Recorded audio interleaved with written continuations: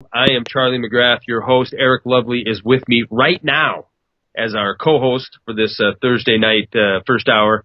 The second hour, we're going to have, Eric can stay for the second hour if he wants as well, but we're certainly going to have Chris Atkins of Buy Emergency Foods. He's going to be joining me for hour number 2. A lot of things happening around the world right now that we're going to be talking about tonight. And some of you have sent me, I put out a video early this morning about what's going on in Libya.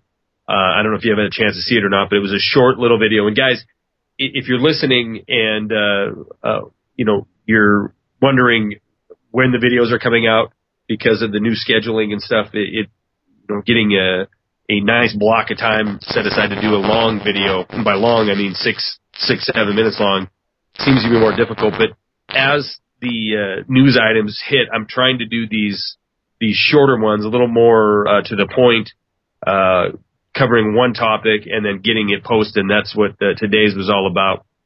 It was under 2 minutes long, but it had everything to do with the timeline of what's been going on inside Libya. So we're going to talk about that to kick off the program. And if you're not in the chat room and you want to join the folks, go to wideawakenews.com, click on the second tab. Actually, you don't have to do that anymore. Go to wideawakenews.com. On the right-hand side, you're going to see a great big microphone. Click on that, and it'll take you right into chat. Then the shoutcast will automatically start rolling, and you'll be into chat.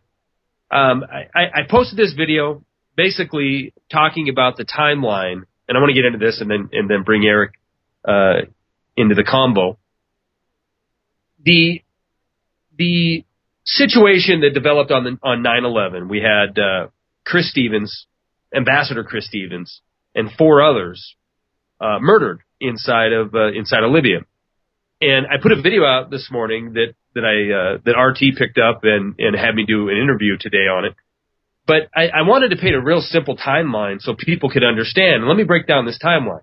March 2011, an Italian interview by an Italian news organization interviewed one Mr. al-Hasidi. Mr. al-Hasidi was a leader of rebel forces inside of Syria, commanded 25 soldiers that he point blank said had direct ties to Al-Qaeda. This was in March of 2011. April of 2011, the next month, John McCain put his arms around, figuratively, the freedom-fighting rebels in Libya, called them patriots, called them heroes to the world, and supported them fully and encouraged the continued support, the military support of these rebels. 1 month later, Muammar Gaddafi was killed. Muammar Gaddafi was butchered. He was drug out before the cameras. It was posted on YouTube. And Hillary Clinton, in that same month, October 2011, celebrated by saying, "We came, we saw, he died." This was between March and October of 2011. Not even a year later, September 11th, 2012, Ambassador Chris Stevens, 4 others are murdered inside of Libya. The next day, the 12th, Senator Bill Nelson, issued a statement saying this looked a lot like and had the markings of Al-Qaeda. Now, the 13th, the crisis spread from Libya to 13th to today, the 13th. The crisis spread from Libya to Tunisia to Morocco to Sudan to Yemen, Egypt. This kickoff of whatever we want to call it, the Arab Fall, I don't know, but it's being portrayed by the mainstream media as have everything to do with this video called Innocence of Muslims. And I'm not going to pretend to sit here and say that I know the Muslim religion and they're going to be so incensed that they'll take to the streets and butcher people over a video. Maybe they will. Maybe the extremists in any religion would take that religion to a place that is that we consider crazy. But I do know this. I don't know about deep into the Muslim religion. I do know this. This region of the world, the Middle East and North Africa, has been under decades of destabilization efforts. And this is the end result. We had the Arab Spring last year, not for a purple finger revolution, not for some glorious notion of independence throughout the Middle East and North Africa. We had a Arab Spring because the people were starving. Now we've seen the support by the United States and the West overthrowing governments in lands that in countries that seem to be somewhat stable. We overthrew, we went in, we destabilized, and now they're turning on us. These people that were admitted enemies of the United States months before, we're supporting them, and we're surprised and shocked when they are turning and fighting us. It doesn't surprise me one bit. In fact, it surprises me that it's taken this long, and I do believe this is just the beginning. It's barely, well, I shouldn't say barely. It's getting some traction from the mainstream media. Unfortunately, the traction is the kind of news that we're so used to seeing, which is, get ready, America, we're going to war against these terror-loving terrorist Muslims. And in fact, Eric and I were talking briefly before the program, and he mentioned a few things that I'll let him get into now. But what's happening is, if this isn't a staged event, because you really can't find any information out about the Cicelli or whatever his name is that produced this so-called video. You can't find anything deeper about him other than he made it. And there's a lot of speculation that it's a pseudonym, and it wasn't even made by a filmmaker that was Jewish. It was made by a filmmaker that was either Muslim or neither of the two. But it's being used as this setup in order to do what, Eric Lovely? Well, they're looking to, basically what they're seeking is a great amount of control in the area. They're looking to get more troops in, and they're looking to create, it seems to me, a cascading event that sucks in the Iranian sphere of the war machine. But, there's so many intricate things here, and I lean more towards the whole idea. I don't know if it's allowed to happen, because it happened in more than one country. You actually had embassies. They attempted to overrun embassies in 5 total different nations, okay? 2 in one nation. There were more than 5 attempts, but there were 5 different nations that were involved in these attempts. Some of them were successful. The coordination and the weaponry that they used, this was not an angry mob syndrome, okay? This was not some crazed fanatic guy. Well, maybe it is through the Al-Qaeda spectrum, but the way they operated, the way they took the outer courtyard, the inner courtyard, then they took over the actual different portions of the building. This was a military exercise, okay? This went off looking like a mob that somehow had some military precision going on. So, there's so many things that you're looking at here. You're looking at the battle group coming back into Libya. I think that what you're finding is that the Al-Qaeda individuals are they seem to be creating almost like this radical Muslim Al-Qaeda superstate, where they are taking over the leadership roles in many countries. There is so much going on here. I can't tell you what the real purpose is, that if they now feel that they are emboldened enough because we are so broke, we are so stressed to the limit with troops and force modifiers in different places, basically all of our assets in the field, that we're so stretched that there is no response that we can give. And really, with looking at the response that we are given, we're just going to go in now and we're going to bomb the 9th different country that we're bombing with drones. People, and you also have to look at the same time that all these things are going on. You look at all the riots, and we can talk about Cairo and the Middle East. We can talk about the people that in all of these countries, all the way down through Africa. All the way down into some of those, the South African regions are actually rioting as we speak, or protesting. It depends on what you really want to call it, or whose side you're on, what rhetoric you're going to use. But the problem that people don't understand is at the same time that there is some press media talking about these riots going on all across the, Central Asiatics, or what we call the Middle East, and so on and so forth, down through Africa. It's also going on there are some going on in Argentina, Uruguay, Paraguay. You have this huge problem brewing in South America. And guess what, ladies and gentlemen? Here's one thing that people need to understand. We're the enemy in every one of these incidents. We are the first they hate. All right, we're going to be back with Eric Lovely. More Wide Awake News Radio in 3.5 minutes, guys. Hang tight. appreciate it. Welcome back to Wide Awake News Radio. Charlie McGrath along with Eric Lovely on the 13th day of September. I dropped into the chat room right at the beginning of that break saying it feels close, guys. And you know what I meant by that, somebody said war, and I didn't see some of the other comments come in about it. But if you're wondering what I meant about that, Eric and I during the break were talking about a lot of things have hit the fan on this day today.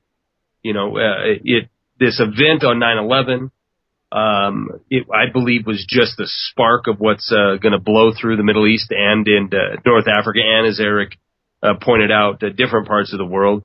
We haven't even touched on the announcement by Ben Bernanke today that caused a 200+ point jump on the Dow, and also more importantly, nearly a $40 increase and nearly a $2 increase in gold and silver, prospectively.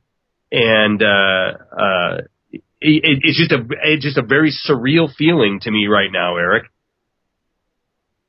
Well, it is, and I would take that and run with it a little bit further, but Brett seems to think that we have a caller named Scott from Wisconsin. Well, let's get Scott on the phone. Scott, thank you for calling the program. I appreciate your participation. What's on your mind? Hey, Charlie, I remember talking to you about 2 years ago, brother. I've been doing some seeking in that, brother, and I love you. I always watch you every day to keep on you with your beautiful face and that big guy. But hey, wow, isn't it amazing around 9/11 we see a video come out about the Mahdi? Yeah. And I watched a little bit of it, Charlie, and it bashes the Mahdi. Well, when we dissect that, it's the Prophet Muhammad. And I saw people in the protest today, you guys insulted Muhammad. That whole area over there, not all of them, but a good majority of them believe in Muhammad. They think that he's God. They're the God. They believe right. Jesus they don't believe he's was just a prophet. Jesus was a shepherd. Scott, from what I understand, they don't believe from that. What I understand is, his image. He's a prophet. He's not God. He's a prophet.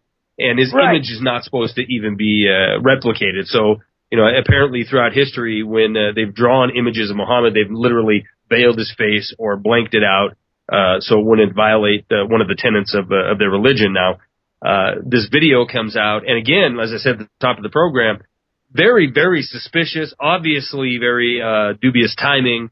And, before I went on RT today, I tried to not only watch the video, but try to find more out about the guys who made the video. And, when you start running into a stone wall, trying to look up an individual, especially a documentary filmmaker, look, I can find anything out about anybody. I mean, this is 2012, and you type in somebody's name, you can find out about him, and you absolutely cannot about this person, if he used a pseudonym or if it was recently created. You can't find anything out about this guy other than there's a lot of speculation that it's a complete and total fake. Well, fake or not, Charlie, what I think it is, I think it's a baiting to excite the Middle East. And we see, brother, and I'll finish up here. Just let me speak because I haven't called in a while, and I love you, but I want to hear what Eric has to say. That whole Middle East is a powder keg ready to blow. And you see now that our ambassador, which you're trying to put a democracy in over there, we've seen them take out the Egyptian leader. And isn't it amazing that it didn't take place? The Egyptians are up in the roar. And like Eric was saying, that whole area over there in the embassies are marching. And I think it's because you go in and they go in and take out Gaddafi without the government approval. Our fearless leader said, I'm the head of the UN. I don't need you guys' approval. But when is it going to stop? And now, like you said, McCain was over there hugging the brothers over there for taking out Gaddafi. Right. Brother, I got a chance to go into Syria the other day. And it's destroyed. Everybody's got a brain bleed. And the dangerous part about this, Charlie, is called the bear. And that's Russia. And Russia already warned, if Israel goes in to hit any of nuclear facilities in Iran, it's on. And the United States has got to understand they got ballistic intercontinental missiles that can hit us, or even in the super sub. So I just wanted you to thank for taking my call, and I wanted you to comment, brother, and you keep up that truth, brother, and I'll pray for your protection and Eric and all the rest of the guys, okay? I appreciate you calling in, and again, thanks for participating and calling in again. And I appreciate your prayers. Eric, you want to jump in on that with the situation with Russia issuing? I mean, it isn't a secret, right? You and I, Eric, we're going to get run into by a break here, but you and I talked on the program and took some heat when we said that Russia was drawing up plans to go to war and get troops into Iran if the U.S. and Israel together invaded Iran or attacked Iran. This wasn't made up. They were drawing up a battle plan for it. Do you remember this?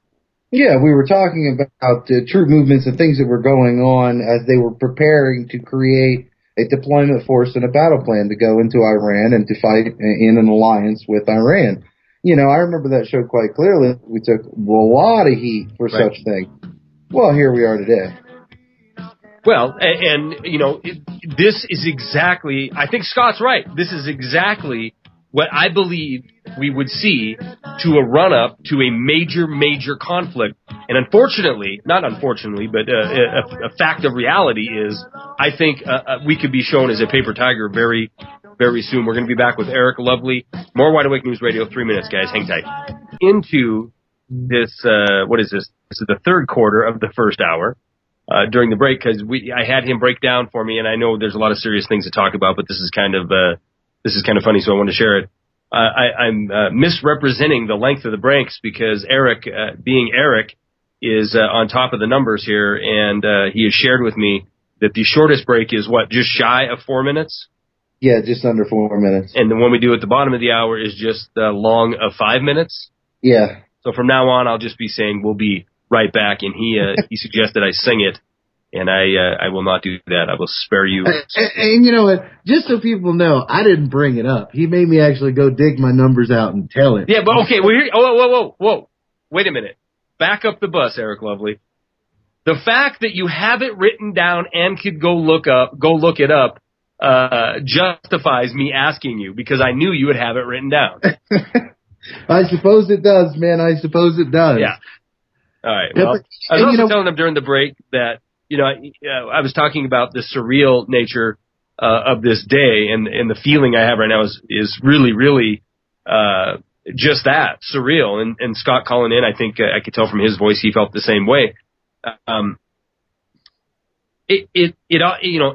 Everything seems to be culminating at once. And I know this began on 9/11 with this killing in Libya.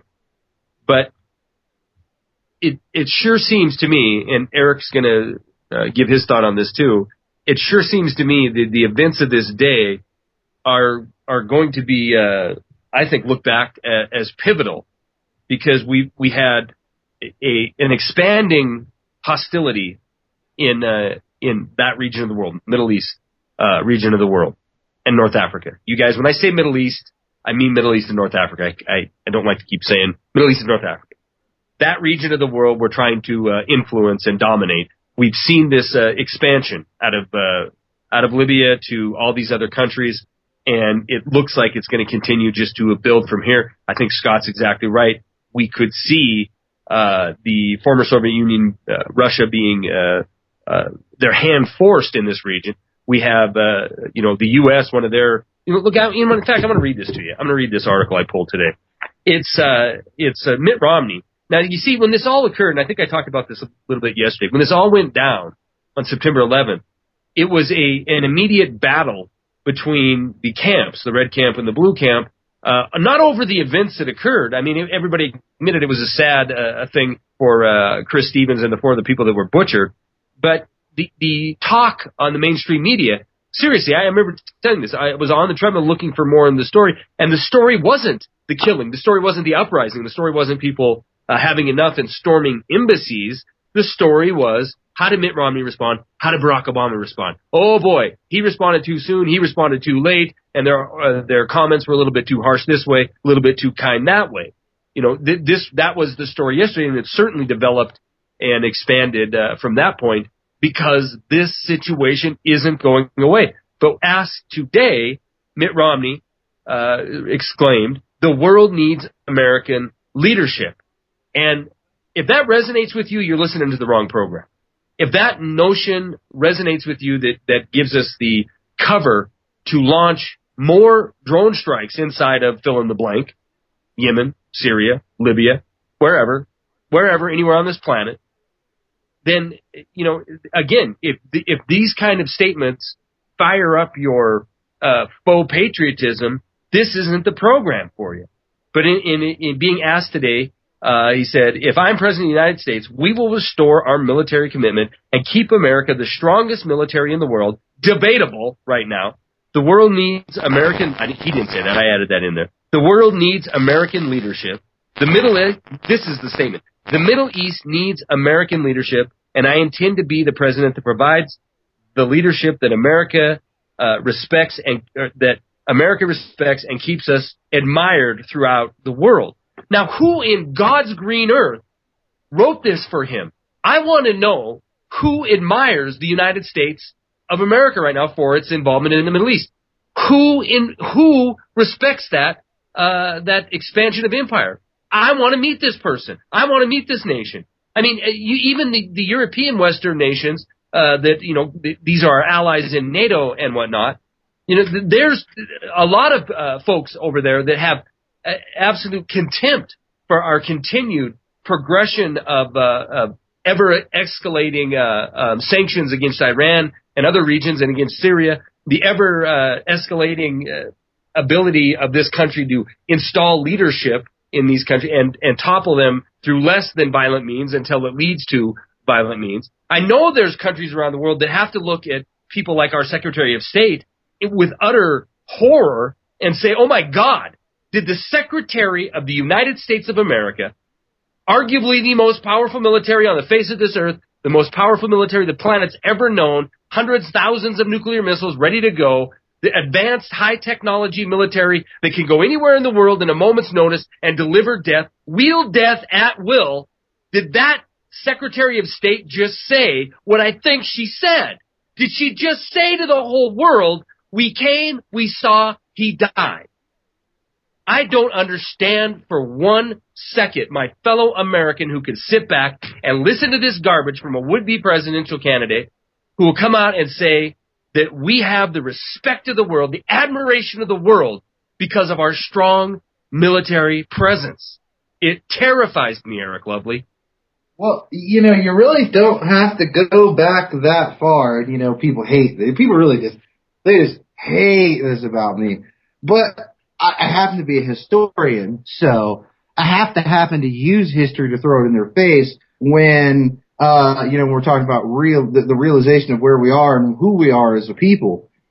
Back when Adolf Hitler was filling those stands with cheering idiots, and the people were listening to the very same kind of speeches given by Adolf Hitler, he had a large majority population of morons back then that all cheered and said it was a good thing. So if you want to meet those people, that think this is a good thing, Charlie, walk out your house, turn right or left, and say hello to any of your neighbors, because these are the people. Even if you aren't one of the people at the stadium cheering, if you're just sitting around the house cursing in the privacy of your own house and you're cussing and you're ranting and you're raving and all the little things you do about how despicable and how disgusting it is, but you didn't actually go outside and tell them to their face, if you didn't go out and get in their face, then you are just as guilty as the others. This is the reality that we really have to come to. We really have to understand that by doing nothing or just grumbling under our breath and saying, "Oh, well, we're going to." It's worse than that. It's worse than that, though. I mean, I agree with you. I agree with you that just turning your head and I'm sorry, Eric, I didn't mean to cut you off. Go ahead. But yeah, I mean, you know, this whole idea is just a portion of it, and then you have, I mean, Charlie, there are nations on the planet that love what we're doing. that do respect us for it. They're called Israel. They're called Saudi Arabia. Yeah. You know what I mean? So I guess when Mitt Romney talks about the admiration of the world, he really means a handful of nations that have completely and totally decided to join at the hip with this Western expansion. He's talking about Europe. He's talking about all the other fascist nations. Yeah. Well, let's break it down, though. I mean, but I would say that I hate to say this, the majority of the people in the United States, maybe it isn't vast majority, but the majority of the people in the United States are going to go along with this garbage. They're going to go along with it, and maybe the majority of people in Israel will go along with it. I'm not an expert on the ideology, or at least what the people that are citizens of Israel believe on their government's action. I'm sure there's some of them that think this is insane and crazy. Why these people keep pushing us into war? So unfortunately, we have a populace here for the most part that are just going to, I'm an American, and this is what America does. We spread freedom and blah blah blah, and they're going to go along with it. But this cannot go on forever. You brought up Adolf Hitler as an example. Tell a big enough lie, and those are the easy ones to believe. The big ones are the ones they believe. Just keep saying them over and over again. But eventually, that whole thing didn't work out so well for him. So I have to assume, if history, being a historian, history repeats itself, it's not going to work out too well for us in the end. Well, it won't work out very well for us, but we do have a commercial break and pick it up on the way back. News Radio, a lot of comments coming in the chat about what we're going to talk about the next hour. QE3, I'm going to have Chris Atkins on, very appropriately. Him and I came up with a special 2-3 weeks ago, fully aware that Bernanke was going to come out, and not that I have a crystal ball, but really, come on, this has been blowing in the wind for the last year over QE3. And he's got a fantastic deal he wants to talk about. But, it isn't going to be an hour-long sales pitch, guys. We're going to cover QE3, what this does to the dollar, what this does to the price of goods. Of course, we'll offer whatever specials you bring into the program. But so those of you waiting for us to get into QE3, that's coming in the second hour. The remainder of this program, and Eric, you're welcome to hang out too next hour if you want to. I don't know what you have planned for the rest of the night, but you said something to me during the break that I want you to repeat again, and it was that a lot of people think, that we're going to come out on top in all this, in this big shakeup that's here. You don't believe that. And the way you said it to me in about 2.5 minutes was absolutely perfect, I thought. I didn't interrupt you, which I'm going to shut up now and let you give your thoughts, share your thoughts on what the plan is for this country. Well, okay, basically I'll give you the easiest to understand it. You see, basically people have this concept that they hate Ben Bernanke, they hate the presidents, they hate the congressmen, but at the same time you have this influx, large gross amounts of people say, well, they're bought off. Well, see, this is what you need to understand. America is just a cog in the New World Order. America is not the lead of the New World Order. Right now, America has the assets and the manpower to move the New World Order agenda forward. But you see, the New World Order agenda in the future has nothing to do with the United States. So here's what I told Charlie. We're just a piece in the wheel. Okay, everything that you see going on around the world, the possibilities of war and so on and so forth, are to reveal the paper tiger, and basically, the paper tiger I stole from Charlie, but basically that we aren't anything anymore. We cannot sustain a world war. The whole entire thing is to destroy the creation birthplace of what is known to be as freedom. Because people around the world, and no matter what walk of life that you find, when they're into freedom, they're reading books and manuals that are, yes, you get some from Europe, but mostly they're studying individuals that come from America. The New World Order wants to destroy America. They want no challenge, no idea of freedom to come from America. While they do what they need to do in Europe and the Middle East and take over those nations and use those resources for the one world tyrannical rule of a fascist world, They don't need what it is that we had one day coming back to life. So the operations that you're seeing take place are to destroy America. It is not only, in other words, what I'm saying is part of the agenda of the New World Order to get what they achieve, to get a one world government, to get a one world fascist existence, is to destroy America and all memory of anything that it ever stood for. This is a vengeance thing. It is a vendetta by the same people who ran the world years ago. They're doing the same thing now. We bit the hand. We became free for a very short period of time, and now they're going to teach us a lesson, and they're going to teach the world a lesson by basically destroying us. The people who run this nation are meant to run us into the ground. When people say, oh man, that's the stupidest thing, why would they ever do that? They're doing it on purpose so that there is no more you, there is no more greatness of America, and there is no memory of freedom and liberty. Well, like I said, I wanted you to repeat it because of exactly what everybody just heard. The argument can be made, as far as destroying the memory of America, that's gone. A lot of that has already been accomplished, correct? In your opinion? Yeah. In mine it is, for sure. I would agree. A lot of it, we're almost there. And once the image, once that image, that history is stripped from you, then the only thing left is to squash the bug, to rip it apart into little pieces and cast it off into the annals of history, never to be heard from again. And it seems that and bringing it back to the, current conflict inside the Middle East, this is why today was so surreal for me, because, Eric, you and I were talking in the break, and we were bringing up the point that, when we talk about these things, and in 2010, in 2011, when, whatever program was announced and whatever pacification of nation was going on, and the hope was, we were going to, 2010-11, it was the spring, the Arab Spring, we're going to get control, that we're going to give them all democracy and they're all going to be happy and little puppet states. And we were talking about, no, this is insanity. We're going in, we're bombing them to death, we're, launching Hellfire missiles at them, we're doing everything, CIA black ops across borders. This isn't going to end well. In fact, it seems to be an obvious plan to destabilize, break down, and make a malleable populace over there in that region of the world, so they can go in and do exactly what they're doing now, which is, you have a crisis on 9/11. How convenient. We have the ambassador to the United States to Libya, and my heart goes out to the Stevens family, who have to sit here and endure the butchering of their husband or sister or whatever the case may be, son, mother, whatever. They got to sit here and endure this and listen to the mantra of, he was over there trying to set up democracy, trying to set up, bring freedom to the people of Libya. And, it's all lies from the word go. And, I don't know how, you probably have a sense of how deep these people, like these ambassadors, when they sign up to go into these regions. I mean, do you think they're really buying into the we're spreading democracy and freedom nonsense, or are they just hapless victims of this agenda?